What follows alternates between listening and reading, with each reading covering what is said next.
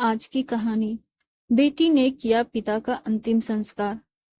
निशा काम निपटाकर बैठी ही थी कि फोन की घंटी बजने लगी। मेरठ से बिमला चाची का फोन था। बिटिया, अपने बाबूजी को आकर ले जाओ यहाँ से। बीमार रहने लगे हैं, बहुत कमजोर हो गए हैं। हम भी कोई जवान तो हो नहीं रहे हैं, अब उनका करना बहुत मुश्किल होता जा रहा है। वैसे भी आखिरी समय अपने बच्चों के साथ बिताना चाहिए। निशा बोली, ठीक है चाची जी, इस रविवार को आते हैं, बाबूजी को हम दिल्ली ले आएंगे। फिर इधर उधर की बातें करके फोन काट दिया। बाबूजी 3 भाई हैं, पुश्तैनी मकान है, तीनों वहीं रहते हैं। निशा और उसका छोटा भाई विवेक दिल्ली में रहते हैं, अपने अपने परिवार के साथ। 3-4 साल पहले विवेक को फ्लैट खरीदने के लिए पैसे की आवश्यकता पड़ी, तो बाबूजी ने भाइयों से मकान के अपने 1/3 हिस्से का पैसा लेकर विवेक को दे दिया था। कुछ खाने पहनने के लिए अपने लायक रखकर। दिल्ली आना नहीं चाहते थे, इसीलिए एक छोटा सा कमरा रख लिया था, जब तक जीवित थे तब तक के लिए। निशा को लगता था कि अम्मा के जाने के बाद बिल्कुल अकेले पड़ गए होंगे बाबूजी, लेकिन वहां पुराने परिचितों के बीच उनका मन लगता था। दोनों चाचियां भी ध्यान रखती थी। दिल्ली में दोनों भाई बहन की गृहस्थी भी मजे से चल रही थी। रविवार को निशा और विवेक का ही कार्यक्रम बन पाया मेरठ जाने का।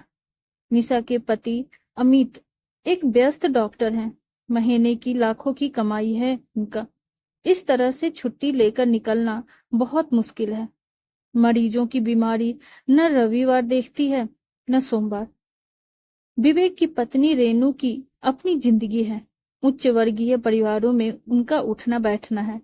इस तरह के छोटे मोटे पारिवारिक पचड़ों में पड़ना उसे पसंद नहीं। रास्ते भर निशा को लगा विवेक कुछ अनमना गुमसुम सा बैठा है। वह बोली, इतना परेशान मत हो, ऐसी कोई चिंता की बात नहीं है। उम्र हो रही है, थोड़े कमजोर हो गए हैं, ठीक हो जाएंगे। विवेक झींकते हुए बोला, अच्छा खासा चल रहा था, पता नहीं चाचा जी को ऐसी क्या मुसीबत आ गई, 2-4 साल और रख लेते तो। अब तो मकानों के दाम आसमान छू रहे हैं।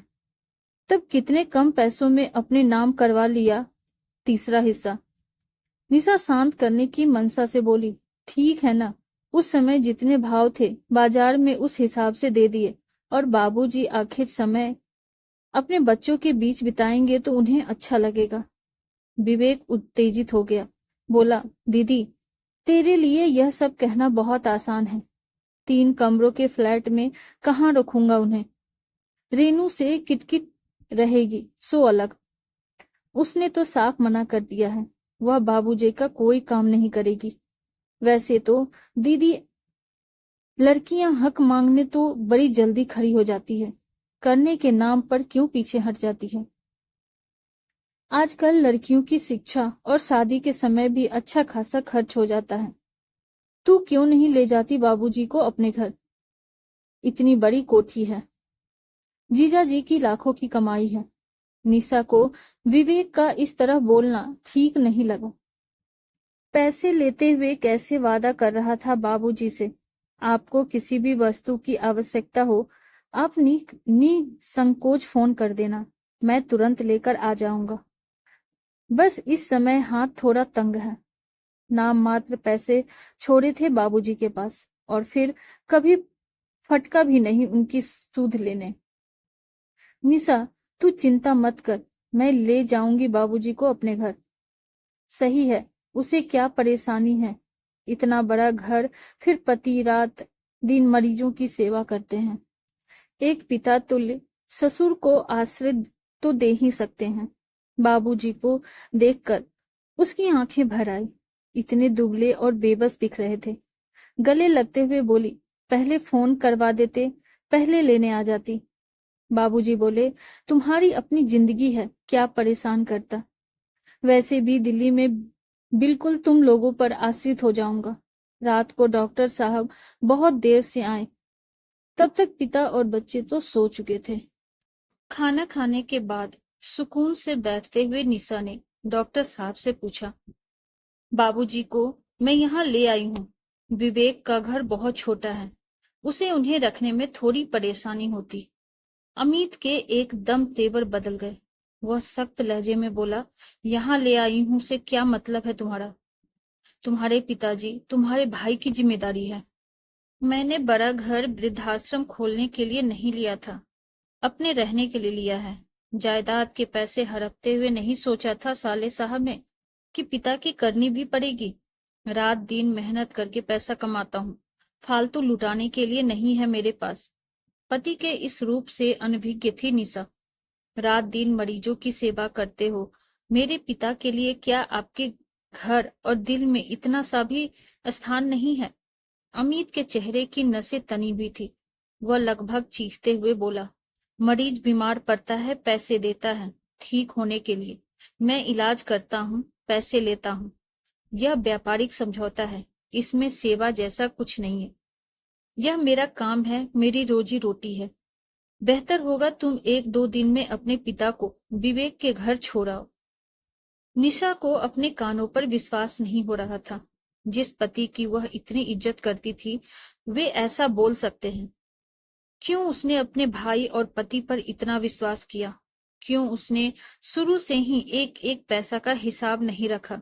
अच्छी खासी नौकरी करती थी। पहले पुत्र के जन्म पर अमित ने यह कहकर छुड़वा दी कि मैं इतना कमाता हूँ, तुम्हें नौकरी करने की क्या आवश्यकता है? तुम्हें किसी चीज की कमी नहीं रहेगी। आराम से घर रहकर बच्चों की देखभाल करो। आज अगर नौकरी कर रही होती तो अलग से कुछ पैसे होते उसके पास, या 10 साल से घर में सारा दिन काम करने के बदले मैं पैसे की मांग करती तो इतने तो हो ही जाते कि पिताजी की देखभाल अपने दम पर कर पाती। कहने को तो हर महीने बैंक में उसके नाम के खाते में पैसे जमा होते हैं, लेकिन उन्हें खर्च करने की बिना पूछे उसे इजाजत नहीं थी।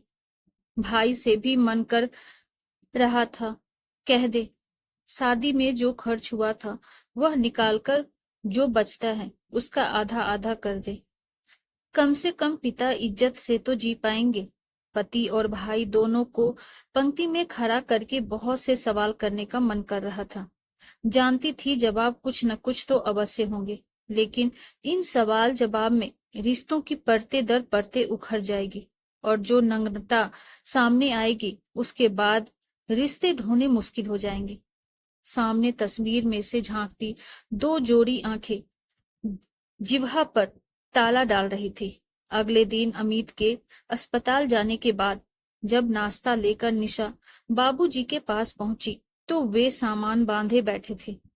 उदासी भरे स्वर में बोले, मेरे कारण अपनी गृहस्थी मत खराब कर। पता नहीं कितने दिन है मेरे पास, कितने नहीं। मैंने इस वृद्धाश्रम में बात कर ली है।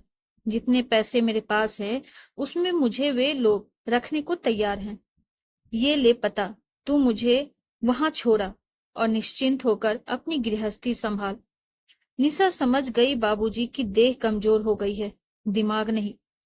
दामाद काम पर जाने से पहले मिलने भी नहीं आया। साफ बात है ससुर का आना उसे अच्छा नहीं लगा। क्या सफाई देती, चुपचाप टैक्सी बुलाकर उनके दिए पते पर उन्हें छोड़ने चल दी। नजरें नहीं मिला पा रही थी, न कुछ बोलते बन रहा था। बाबूजी ने ही उसका हाथ दबाते हुए कहा, परेशान मत हो बिटिया, परिस्थितियों पर कब हमारा बस चलता है। मैं यहाँ अपने हम उम्र लोगों के बीच खुश रहूंगा। 3 दिन हो गए थे बाबूजी को वृद्धाश्रम छोड़कर आए हुए। निशा का न किसी से बोलने का मन कर रहा था, न कुछ खाने का। फोन करके पूछने की ही हिम्मत नहीं हो रही थी कि वे कैसे हैं। इतनी गलानी हो रही थी कि किस मुंह से पूछें। वृद्धाश्रम से ही फोन आ गया कि बाबूजी अब इस दुनिया में नहीं रहे। 10 बजे थे, बच्चे पिकनिक पर गए थे। 8-9 बजे तक आएंगे। अमित तो आते ही 10 बजे तक हैं। किसी की भी दिनचर्या पर कोई असर नहीं पड़ेगा। किसी को सूचना भी क्या देना। विवेक ऑफिस चला गया होगा, बेकार छुट्टी लेनी पड़ेगी। रास्ते भर अविरल अश्रु धारा बहती रही। कहना मुश्किल था पिता के जाने के गम में या अपनी बेबसी पर आखिरी समय पर पिता के लिए कुछ नहीं कर पाई। 3 दिन, केवल 3 दिन अमित ने उसके पिता को मान और आश्रय दे दिया होता तो वह हृदय से अमित को परमेश्वर का मान देती। वृद्धाश्रम के संचालक महोदय के साथ मिलकर उसने औपचारिकताएं पूर्ण की। वह बोल रहे थे, इनके बहू बेटा और दामाद भी हैं, रिकॉर्ड के हिसाब से उनको भी सूचना दे देते तो अच्छा रहता। वह कुछ संभल चुकी थी, बोली, नहीं, इनका कोई नहीं है, न बहू, न बेटा, न दामाद, बस एक बेटी है, वह भी नाम के लिए। संचालक महोदय अपनी ही धन में बोल रहे थे।